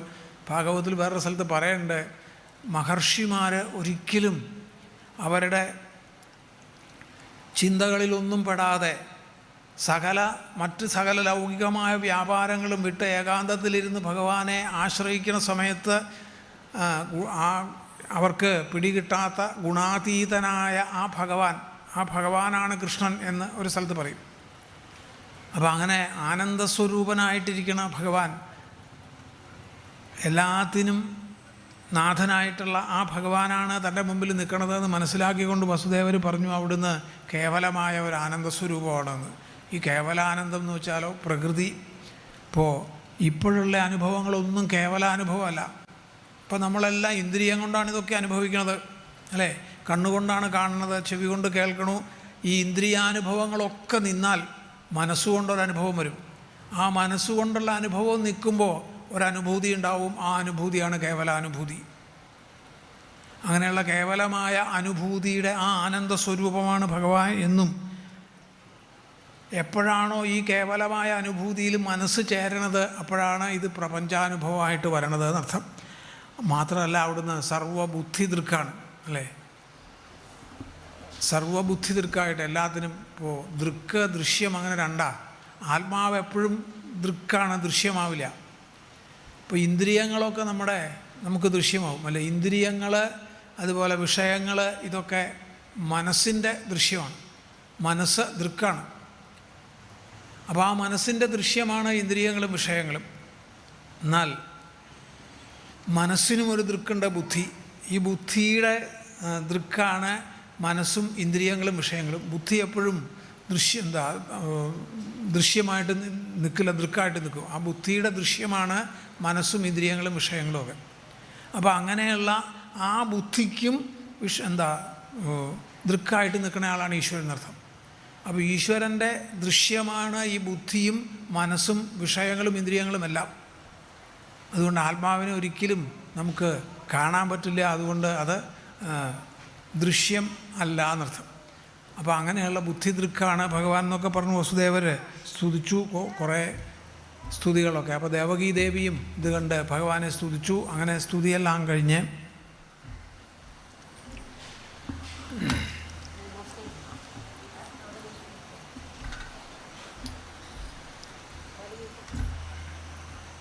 ദേവകി വസുദേവരുടെ സ്തുതിയെല്ലാം കഴിഞ്ഞപ്പോൾ ഭഗവാൻ ഒന്ന് രൂപം വെട്ടണമെന്ന് മാറ്റി. എന്നിട്ട് അല്ലെങ്കിൽ ഭഗവാന്റെ ഒരു ഉപദേശം അവിടെ വന്നു. പെട്ടെന്ന് കൃഷ്ണാവതാരം തന്നെ ഉപദേശത്തിനുള്ളതാണ്. അപ്പോൾ പ്രാചീന ജന്മയുഗളം പ്രതിബോധ്യതാഭ്യാം ഭഗവാൻ ഉപദേശിക്കാൻ തുടങ്ങിയെന്നർത്ഥം.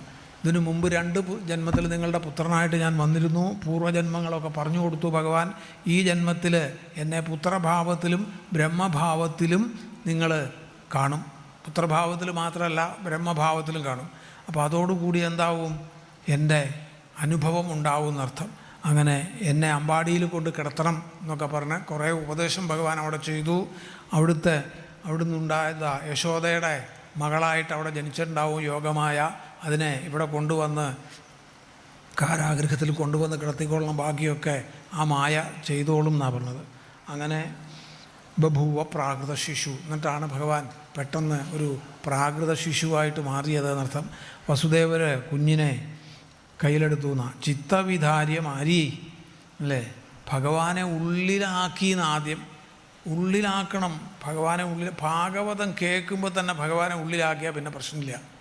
അല്ലെങ്കിൽ ഭാഗവതം കേട്ടാലും ദുഃഖിക്കേണ്ടി വരും അല്ലേ? 100 ഭാഗവതം കേട്ടതാണ്, എന്നിട്ട് 101ാമത്തെ ഭാഗവതം കേൾക്കാൻ പോകാൻ പറ്റിയില്ല. അപ്പം ദുഃഖിക്കുക. ഞാൻ 100 ഭാഗവതം കേട്ടത്, എന്നിട്ട് എനിക്ക് എന്താ ഇതുപോലെ വന്നത്, കേൾക്കാൻ പറ്റിയില്ലല്ലോ. എന്നാൽ പിന്നെ ഈ 100 കേട്ടത് എന്തിനാ? ദുഃഖിക്കാനാണോ ഈ കേട്ടത്? ഈ 100 കേട്ടിട്ടും ദുഃഖം മാറിയില്ലെങ്കിൽ പിന്നെ എന്തിനാ കേട്ടത്? അപ്പോൾ ആദ്യം തന്നെ ഭാഗവതം കേൾക്കുമ്പോൾ തന്നെ ഭഗവാനെ ഉള്ളിൽ വരുത്തണം അല്ലേ? ആ വിചാരത്തോടു കൂടിയിരുന്ന് കേൾക്കണം. അതാണ് പരീക്ഷിത്തൊക്കെ ഒരൊറ്റ പ്രാവശ്യം കേട്ടപ്പോൾ മതി പരീക്ഷത്തിന് അതിനെ പ്രയോജനം കിട്ടി. എത്ര പ്രാവശ്യം കേട്ടാലും നമുക്കൊന്നും ഒരു പ്രയോജനം കിട്ടണില്ലല്ലോ, അതല്ലേ? ഇപ്പോഴും പലരും ചോദിക്കാറുണ്ട് എന്നാ കൃഷ്ണാവതാരം തന്നെ ഭാഗവത സപ്താഹത്തിൽ. ഇത് 4ാമത്തെ ദിവസം 50ാമത്തെ സപ്താഹൂറ്റി അയാൾ കേൾക്കുന്നത്. 4ാമത്തെ ദിവസം കൃഷ്ണാവതാരം എല്ലാവർക്കും അറിയാം അല്ലേ? അപ്പോൾ ഇങ്ങനെയൊക്കെയാണ് നമ്മളിതൊക്കെ ഇങ്ങനെ കേൾക്കും. വേറെ പലതും ഇങ്ങനെ കേൾക്കണം, ആ കൂട്ടത്തിൽ കുറച്ച് ഭാഗവതം കേൾക്കണം, അത്രയൊക്കെ ഉള്ളൂ നമ്മുടെ കാര്യം. അതല്ല, ഭാഗവതം ഒരു വ്രതമായിട്ട് കേൾക്കണം. നമ്മൾ ആദ്യം പറഞ്ഞില്ലേ, ഏവം വ്രതസ്വ പ്രിയനാമകീർത്തിയ, ഒരു വ്രതമായിട്ട് കേൾക്കണം. അത്ര ശ്രദ്ധയോടുകൂടി ഇത് കേട്ടാൽ മാത്രമേ ഇത് നമുക്ക് ഉൾക്കൊള്ളാൻ പറ്റുള്ളൂ. അല്ലെങ്കിൽ കുറേ കഥ കേട്ടു എന്നൊക്കെ വിചാരിച്ച് പോവാം. ഇപ്പം ഏതായാലും വസുദേവർ ഈ കുട്ടിയെ കയ്യിലെടുത്തു എന്നർത്ഥം. അങ്ങനെ ഭഗവാനെ ഉള്ളിലാക്കി. നമ്മളെന്ത് ചെയ്യും? ഭാഗവത സപ്താഹം കേൾക്കാൻ വന്നാലും ഭഗവാനെ അല്ല ഉള്ളിലാക്കണത്, ചോറ് കുത്തി നിറയ്ക്കുക ഉള്ളിൽ അല്ലേ? ചോറ് കുത്തി നിറയ്ക്കും ഉള്ളിൽ. എന്നിട്ടോ മനസ്സിൽ വേണ്ടാത്ത ചിന്തകൾ വയ്ക്കും. അയാൾ അങ്ങനെ പറഞ്ഞത് ശരിയായില്ല, അയാൾ ഇങ്ങനെ പറഞ്ഞത് ശരിയായില്ല, ഭാഗവതം നേരെയായില്ല എന്നൊക്കെ പറയും. ഭാഗവതം നേരെയാവാത്തത് കൊണ്ട് ഉള്ള കുഴപ്പമല്ല, നമ്മുടെ കുഴപ്പമാണ്. നമ്മൾ നേരെയാവാത്തത് കൊണ്ട് അത് നമ്മൾ ചിന്തിക്കണില്ല. അപ്പോൾ ഇങ്ങനെ ഓരോ ചിന്തകൾ ഉള്ളിൽ വയ്ക്കും. മടിയിലാണെങ്കിൽ പണം നിറച്ച് വയ്ക്കും, ഭഗവാനെ അല്ല വയ്ക്കണത്. അപ്പോൾ അതാണ് കുഴപ്പം.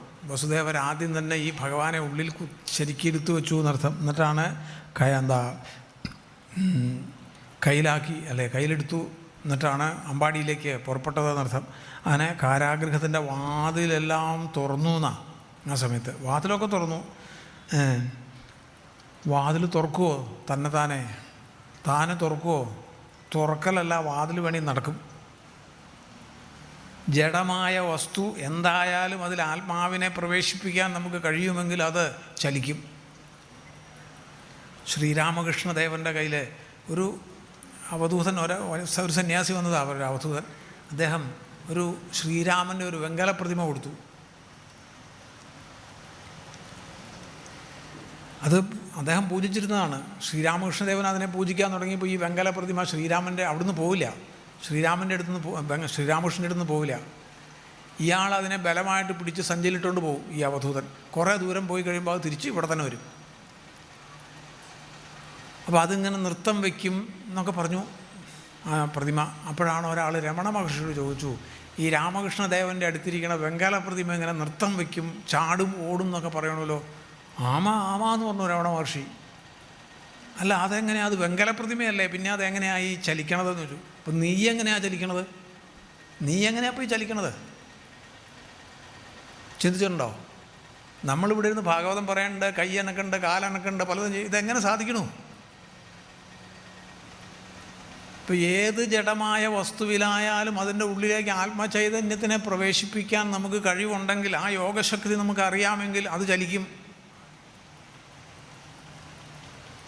ജ്ഞാനേശ്വരൻ, ഭഗവത്ഗീതയ്ക്ക് വ്യാഖ്യാനമൊക്കെ എഴുതിയ ആളാണ് ജ്ഞാനേശ്വരൻ. ഈ ജ്ഞാനേശ്വരൻ, നിവൃത്തിനാഥൻ, സോപാനൻ, മീരാദേവി എന്നോ 4 പേരാണ് അവർക്കുള്ളവർ. ഇവർ 4 പേരും പരമജ്ഞാനികളാണ്. അവരൊരു മതിലുമ്പിൽ ഇങ്ങനെ ഇരിക്കുക. അപ്പോഴാണ് ചാങ്ങുദേവൻ എന്ന് പറഞ്ഞ ഒരാളുണ്ട് അവിടെ. ആ കാലത്ത് വലിയ കേമന, അദ്ദേഹം ഒരുപാട് സിദ്ധികളൊക്കെ ഉള്ള ആളാണ്. ഈ ജ്ഞാനേശ്വരനെ പറ്റിക്കാൻ വേണ്ടിയിട്ട് അയാൾ ഒരു കടുവയുടെ പുറത്ത് കയറി ഒരു പാമ്പിനെയും കൈ പിടിച്ചുകൊണ്ട് വരിക. അപ്പോഴാണ് ഈ ജ്ഞാനേശ്വരൻ്റെ സഹോദരി പറഞ്ഞു, മുക്താഭായി എന്നാ പേര്, ഇവർക്ക് ഇയാൾക്കിട്ടൊരു പണി കൊടുക്കണം എന്ന് പറഞ്ഞു. ശരിയെന്ന് പറഞ്ഞു. കുറച്ച് നേരം കഴിഞ്ഞപ്പോഴേ അവരിരുന്ന മതിലങ്ങോട്ട് നടന്നു. ഈ മതിലിങ്ങനെ നടന്നു പറഞ്ഞ കണ്ടപ്പോൾ ഈ ചാങ്ങദേവൻ്റെ കടുവ ഇട്ടച്ച് ഓടി അവിടുന്ന്. അപ്പോൾ എന്ത് സാധനത്തിനും ഈ ചലനാത്മകമായ ശക്തി ഉണ്ടാവണമെങ്കിൽ അതിലെന്ത് വേണം? ആത്മതത്വം അതിലുണ്ടാവണം, എന്നാലേ ചലിക്കുള്ളൂ. അപ്പോൾ ഈ വാതിലൊക്കെ ആൾ തുറന്നു. വസുദേവരെ കുട്ടിയെടുത്ത് പുറത്തേക്ക് കടന്നു. അപ്പോഴാണ് വഴിയിൽ നല്ല ഇരുട്ടാ, വെളിച്ചം വേണ്ട, ഒരു ടോർച്ചൊന്നുമില്ല കയ്യിൽ. അപ്പോഴാണ് ശേഷേണ ഭൂരിഭണ വാരിണ വാരിനാഥാം, ആദിശേഷൻ നേരത്തെ ഉണ്ടായിട്ടുണ്ട്, ആദിശേഷൻ്റെ അവതാരം അല്ലേ. അപ്പം അത് പലപ്പോഴും ഒന്ന് വലിയൊരു തെറ്റിദ്ധാരണയുള്ള കാര്യമാണ്. എന്താകുന്നു, ഈ ബലരാമൻ്റെ അവതാരം അക്ഷയ തൃതീയയുടെ അന്നാണ് ഇപ്പോൾ പലരും അറിഞ്ഞു വെച്ചേക്കണതെന്ന്. അങ്ങനെയാണ് വൈശാഖ മാസത്തിലെ അക്ഷയ തൃതീയയാണ് ബലരാമൻ്റെ ജയന്തി എന്നാണ് പറയണത്. അന്ന് സ്വർണം മേടിച്ചാൽ വലിയ കാര്യമാണെന്നാണ് എല്ലാവരും പറയണത്. സ്വർണം വിൽക്കണവർക്ക് നല്ല കോളായിരിക്കും, അന്ന് നമുക്കൊന്നും കിട്ടാനൊന്നും പോണില്ല. വാസ്തവത്തിൽ ഈ അക്ഷയ തൃതീയ പരശുരാമ ജയന്തിയാണ്. ഇത് മഹാഭാരതത്തിൽ പറയുന്നുണ്ട്, അതുപോലെ ഗർഗസംഹിതയിൽ വിസ്തരിച്ച് പറയുന്നുണ്ട്. ഭാദ്രപദ മാസത്തിലാണ് ബലരാമ ജയന്തി എന്നർത്ഥം. ഭാദ്രപദ മാസം എന്ന് പറഞ്ഞാൽ ചിങ്ങോ കന്നിയോ ഒക്കെ ആയിട്ട് വരും. ആ മാസത്തിലാണ് ബലരാമ ജയന്തി എന്ന് ഗർഗസംഹിതയിൽ വളരെ വിസ്തരിച്ച് പറഞ്ഞിട്ടുണ്ട്. പക്ഷേ നമ്മളെന്തോ എവിടെയോ എങ്ങനെയോ ഒരു തെറ്റിദ്ധാരണ വന്നു അല്ലേ. എന്നിട്ട് ഈ അക്ഷയ തൃതീയയാണ് ബലരാമ ജയന്തി എന്നൊക്കെയാണ് ഇന്ന് പറയണത്. അപ്പോൾ അങ്ങനെ ഏതായാലും ബലരാമസ്വാമി ഭഗവാൻ ജനിക്കുന്നതിന് കുറച്ച് മുമ്പ് തന്നെ ജനനമൊക്കെ കഴിഞ്ഞു വെച്ചിട്ടുണ്ട് അവിടെ. അപ്പോൾ അതുകൊണ്ട് അവിടുന്ന് ഒരു കുട പിടിച്ചുകൊണ്ട് വന്നു എന്നർത്ഥം. കുടയായിട്ട് മുകളിൽ വന്ന് അങ്ങോട്ട് നിന്നു, പണമൊക്കെ വിടർത്തി പിടിച്ചപ്പോൾ.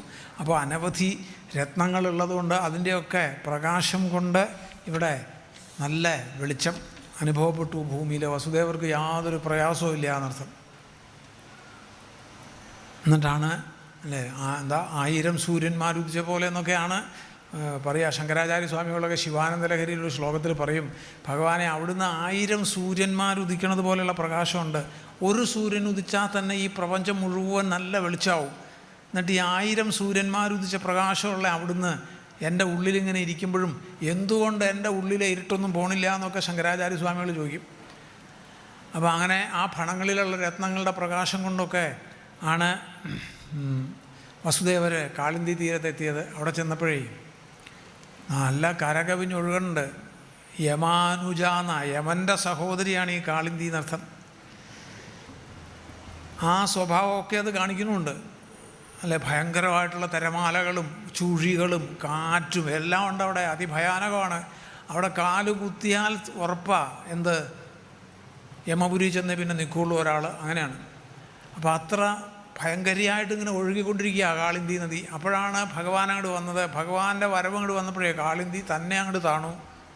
വസുദേവർക്ക് അങ്ങോട്ട് വഴി കൊടുത്തു എന്നർത്ഥം. വസുദേവർ പതുക്കെ പതുക്കെ വെള്ളത്തിലേക്ക് ഇറങ്ങി നടക്കാൻ തുടങ്ങിയപ്പോൾ കാളിന്തി പതുക്കെ പൊങ്ങാൻ തുടങ്ങി. പൊങ്ങി പൊങ്ങി പൊങ്ങി പൊങ്ങി പൊങ്ങി വന്ന് വസുദേവരുടെ മൂക്കിൻ്റെ ഇവിടം വരെ വന്നു. ഭഗവാൻ ഇരിക്കേണ്ട തോളത്ത് തലയിൽ വസുദേവരുടെ കാല് രണ്ടും താഴേക്ക് തൂക്കിയിട്ടുണ്ട്.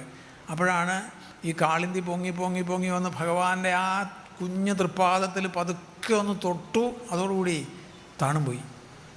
കാരണം ആ പാദത്തിൽ തൊടാൻ വേണ്ടിയിട്ടാണ് പൊങ്ങി പൊങ്ങി വന്നത്. അത് വസുദേവരുടെ മൂക്ക് വരെ എത്തി ആ വെള്ളം. അത്രേ വരുള്ളൂ. ഭഗവാനെ നല്ലോണം ആശ്രയിച്ചുകൊണ്ട് ഉള്ളിലാക്കിക്കൊണ്ട് സഞ്ചരിക്കുമ്പോൾ എന്താവുന്നോ, ഓരോ ആപത്തുകളും വന്നാലും നമ്മുടെ മൂക്ക് വരെ എത്തുള്ളൂ, അതിനപ്പുറത്തേക്ക് പോകില്ല അല്ലേ. എന്തു വന്നാലും ഒരു തടസ്സം ഉണ്ടാവില്ല ജീവിതത്തിൽ എന്നർത്ഥം. അപ്പോൾ അങ്ങനെ പതുക്കെ പതുക്കെ പതുക്കെ വസുദേവർ നടന്ന് അമ്പാടിയിലെത്തി. അവിടെ ചെന്നപ്പോഴോ സകല ആളുകൾ ഉറക്കാം. യോഗമായ ഭഗവതി എല്ലാവരെയും ഉറക്കിയിട്ടുണ്ട്. ഇതെവിടെയാ അപ്പോൾ ഈ വസുദേവ നന്ദഗോപരുടെ ഗൃഹമൊന്നും അറിയില്ല. കാരണം വളരെ കാലമായി കണ്ടിട്ടേ. അപ്പോൾ ഒന്ന് നോക്കാൻ ചോദിക്കാൻ ആരുമില്ല, എല്ലാവരും ഉറക്കാം. ചിലരെന്തോ വർത്തമാനം പറയാനായിട്ട് വായു പൊളിച്ചതാണ്, അപ്പോൾ ഉറക്കം വന്നു. അങ്ങനെ തന്നെ വായു പൊളിച്ചിരുന്ന് ഉറങ്ങുന്നുണ്ട് ചിലർ. ചിലപ്പോൾ ഇവിടെ വായന കേൾക്കുമ്പോൾ കാണാം ചില ആളുകളാണ് ഉറങ്ങുന്നത്. അങ്ങനെ വായു പൊളിച്ചിരുന്ന് ചിലർ ഉറങ്ങുന്നുണ്ട്, ചിലർ മുകളിലേക്ക് നോക്കി നിന്നിട്ട് ഉറങ്ങുന്നുണ്ട്. അങ്ങനെ എന്തൊക്കെയോ ആളുകളോ എന്ത് ചെയ്തുകൊണ്ടിരിക്കണോ ആ ജോലിയൊന്നും പൂർത്തിയാക്കാതെ ഉറക്കമാണ് എല്ലാവരും. അപ്പോൾ അപ്പോഴാണ് ഒരു കരച്ചിൽ കേട്ടത് അല്ലേ. യോഗമായ ഭഗവതിയുടെ കരച്ചിലാണ്.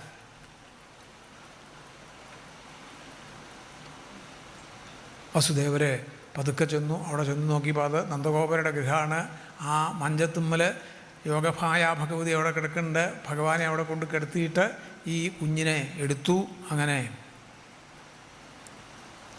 വസുദേവർ അവിടുന്ന് പുറത്തേക്ക് ഇറങ്ങി. ഭഗവാനെ അവിടെ കിടത്തിയിട്ട് യോഗമായ ഭഗവതിയെ കയ്യിലെടുത്തു.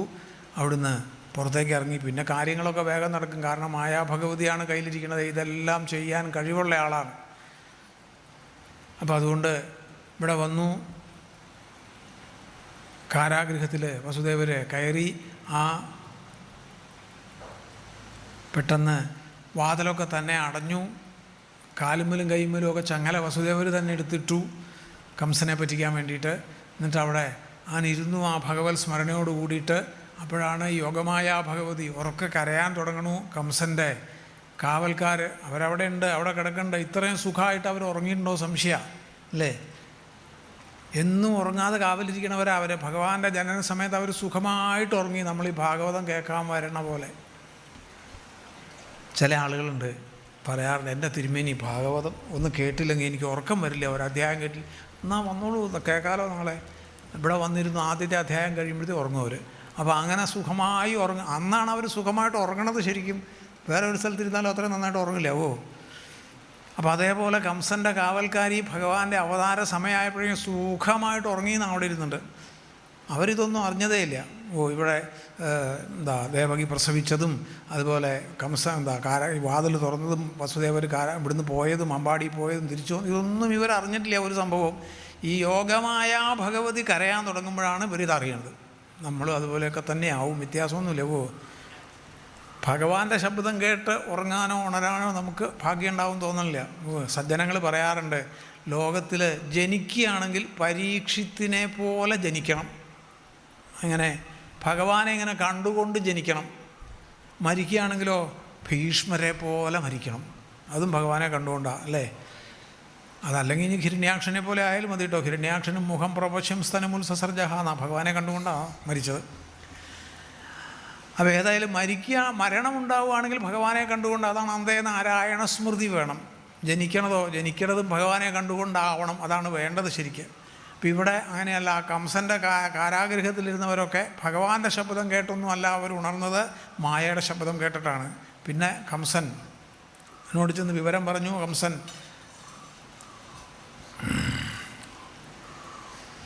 ഒന്ന് പെട്ടെന്ന് പരിഭ്രമിച്ചു. തൻ്റെ അന്തകൻ വന്നു എന്നാണ് തോന്നിയത് കംസന്, അല്ലേ? അവിടുന്ന് പെട്ടെന്ന് എഴുന്നേറ്റു, വളരെ വേഗത്തിൽ കാരാഗൃഹത്തിൽ ഇവിടെ വന്നു. ഇവിടെ വന്നപ്പോൾ ഈ ചെറിയ കുഞ്ഞിനെ എടുത്ത് കയ്യിൽ മടിയിൽ വെച്ചുകൊണ്ടിരിക്കുന്നുണ്ട് ദേവകീ ദേവി. കംസൻ ഒരു കരുണയൊന്നും തോന്നിയില്ല. അതിനെ തൻ്റെ അന്തകനാണെന്നുള്ള വിചാരത്തിൽ അതിനെ വലിച്ചെടുത്തു. എന്നിട്ടാണ് ഒരു നോക്കിയപ്പോൾ അഷ്ടമോ ഗർഭ എന്നാ ശരീരം ഉണ്ടായതേ, അല്ലെ? 8ാമത്തെ ഗർഭം എന്നാ ശരീരം ഉണ്ടായത്. ഇവിടെ കംസൻ നോക്കിയപ്പോൾ അഷ്ടമനല്ല ഇത്, പിന്നെ അഷ്ടമിയാണ്, ഒരു പെൺകുഞ്ഞാ. അപ്പോൾ അതുകൊണ്ട് ഒരവജ്ഞ തോന്നിയിട്ട് വലിച്ചൊരു ഏറു കൊടുത്തു എന്നാണ്. അത് ആകാശത്തിലേക്ക് പോയി. സദ്യോദേവി അമ്പരം കഥ. ആകാശത്തിലേക്ക് പോയി. ആകാശത്തിൽ ദിവ്യമായ വേഷത്തിൽ കംസനൊരു ദർശനം കൊടുത്തു. നോക്കണം, അല്ലേ?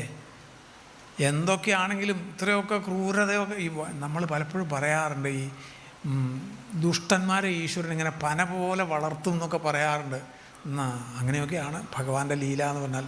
അതെന്താണെന്നൊന്നും നമുക്ക് ചിന്തിക്കാനൊന്നും പറ്റില്ല. അതിനൊന്നും ഒരു യുക്തി, നമ്മളെ യുക്തിക്കൊന്നും അത് പിടിതരില്ല. എന്തൊക്കെയാണ് അതിന് കാരണം എന്ന് ചോദിച്ചാൽ അതിന് പല ഉദ്ദേശങ്ങളും ഉണ്ടാവും, അല്ലേ? അങ്ങനെയാണ്. നമ്മൾ യുക്തി കൊണ്ടൊന്നും അദൃഷ്ടം വസുദേവർ പറയുന്നുണ്ട് ഇവിടെ, നന്ദഗോപർ പറയുന്നുണ്ട് വസുദേവരോട്, ഈ ആത്മാവിൻ്റെ സ്വരൂപം എന്ന് വെച്ചാൽ അത് അദൃഷ്ടമാണ് എന്നർത്ഥം. നമുക്ക് യാതൊരു സ്വാതന്ത്ര്യവുമില്ല. അപ്പോൾ ഇതെല്ലാം ഏതോ ഒരു ശക്തി നടത്തണു. നമ്മൾ വെറും കളിപ്പാവകളെ പോലെ ഇവിടെ ഇരുന്ന് ഇങ്ങനെ കളിക്കണു. ഈ പാവകൾ പാവകളിയൊക്കെ കണ്ടല്ലേ, ഇല്ലെങ്കിൽ കേട്ടിട്ടുണ്ടാവും, അല്ലെ? ഈ പാവകളിയിൽ ഇങ്ങനെ പലതും നടക്കണ്ടാവും. ബാലിസുഗ്രീവ യുദ്ധം, അതുപോലെ രാമരാവണ യുദ്ധം എന്നൊക്കെ പറഞ്ഞ് നടക്കണേ. എന്തുകൊണ്ടാണ്? അതിൻ്റെ പിന്നിൽ ഒരാളിരുന്ന് ചരട് വലിക്കുന്നുണ്ട്, അല്ലേ? ഈ ചരട് വലിക്കണതുകൊണ്ടാണ് ഈ പാവകൾ തുള്ളണത്. ആ ചരട് പൊട്ടിയാൽ ഇതിൻ്റെ പണിയൊക്കെ തീർന്നു. പിന്നെ ഈ പാവകൾക്കൊന്നും ചലിക്കാൻ പറ്റില്ല. അപ്പോൾ സൂക്ഷ്മ സൂത്തിരത്തെ പാരട എന്നൊക്കെയാണ് തമിഴിൽ ഒരാൾ ഒരു മസ്താൻ സാഹിബ് എന്ന് പറഞ്ഞ ഒരാളുണ്ട്. അയാളുടെ ഒരു വേദാന്ത ഗ്രന്ഥത്തിൽ അയാൾ പറയും, സൂക്ഷ്മ സൂത്തിരത്തിനെ പാരട എന്നാണ്. ഈ ഉള്ളിലിരിക്കുന്ന ഈ സൂക്ഷ്മമായി ചരടിനെ കണ്ടെത്തണം ഈ ശരീരം പോണതിന് മുമ്പ്, വേണ്ടേ?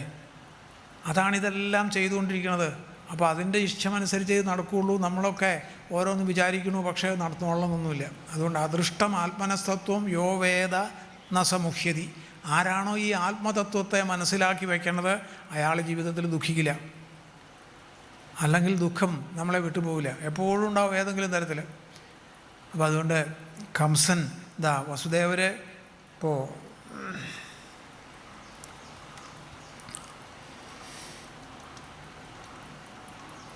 കംസൻ ഈ ശബ്ദമൊക്കെ കേട്ടു. അവിടെ വന്നു. ഈ ദേവി ആകാശത്തിലേക്ക് പോയി. അവിടുന്ന് കംസനോട് പറഞ്ഞു, നിൻ്റെ ശത്രു എവിടെയോ ജനിച്ചിട്ടുണ്ട്, അതിനെ പോയി കണ്ടെത്തിക്കോ, അല്ലാതെ പാവങ്ങളെ ദ്രോഹിക്കേണ്ടെന്ന് പറഞ്ഞു. ഇത് കേട്ട് ദേവി അവിടെ അന്തർധാനം ചെയ്തു. കംസൻ തൽക്കാലം ദേവകി വസുദേവന്മാരെയൊക്കെ ഒന്ന് അഴിച്ചു വിട്ടു. എന്നിട്ടാണ് അവരോട് പറഞ്ഞു, ഇതൊന്നും എൻ്റെ കുറ്റമല്ലാന്ന്. ദൈവം ഈശ്വരൻ തന്നെ കളവ് പറയണു. ആ ശരീരയുടെ വാക്യം വിശ്വസിച്ചാണ് ഞാനിതൊക്കെ ചെയ്തത്. അപ്പോൾ ഈശ്വരന്മാർ തന്നെ കളവ് പറഞ്ഞാൽ പിന്നെ എങ്ങനെ ജീവിക്കുമെന്നൊക്കെയാണ് കംസൻ. അങ്ങനെ എന്തൊക്കെയോ ചില കാര്യങ്ങളൊക്കെ പറഞ്ഞ് കംസൻ ആ ദേവകി വസുദേവന്മാരെയൊക്കെ മോചിപ്പിച്ച് അന്ന് അവിടുന്ന് പോയി. പിറ്റേ ദിവസം മന്ത്രിസഭയൊക്കെ കൂടി. പിന്നെ ഈ ജനിച്ച കുഞ്ഞ് എവിടെയാണോ അതിനെ കണ്ടുപിടിച്ച് കൊല്ലാനുള്ള ഓരോ കാര്യങ്ങളൊക്കെ കംസൻ ചെയ്തു. അങ്ങനെ കൃഷ്ണാവതാരത്തിലെ മറ്റ് ലീലകളൊക്കെ തുടർന്ന് ഇനി അടുത്ത് നമുക്ക് കേൾക്കാം. ഇപ്പോൾ ഇവിടെ നിർത്താം. സർവത്ര ഗോവിന്ദനാമ സങ്കീർത്തനം. ഗോവിന്ദ ഗോവിന്ദ നാരായണ.